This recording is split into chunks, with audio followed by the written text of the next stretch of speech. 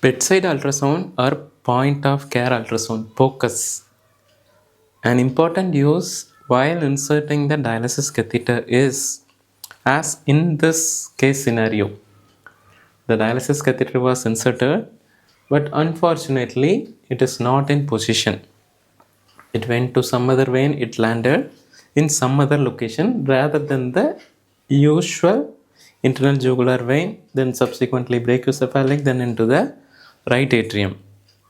In resource poor setting where C arm is not available, C arm is fluoroscopy. If it is not available, what can be done is the ultrasound probe, ultrasound machine.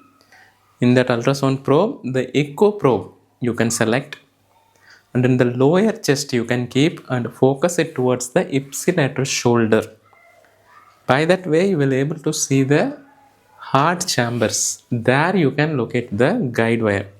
Like in this case, what was happened? We removed this dialysis catheter. Then we attempted placing the guide wire again.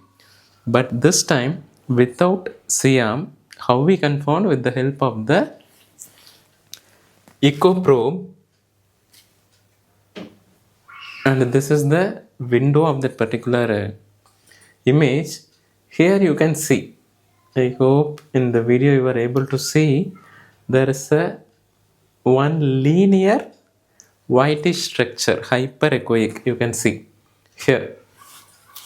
A short clip of is also there. We will upload it in the short and you can see the link for the short below. This is the guide wire. How we have confirmed it? We kept the echo probe at the lower part of the sternum. Then we focused it towards the ipsilateral shoulder. In that view, you are able to see the guide wire. Once you have seen the guide wire in that position, that means it is confirmed it is in the internal jugular vein and it went through the natural pathway of brachiocephalic and to the right side of the heart. And subsequently the catheter was placed. This time the catheter was placed in the correct position. This is one of the use of this. Using the ultrasound machine, echo probe, even without C-arm, you can confirm the position and you can insert the catheter without any issue. It will give you the confidence, making sure that the catheter is going to go into the internal jugular vein and to the actual position rather than this one. Here as you see, the catheter, we have zoomed it. The catheter is here. This was the first one.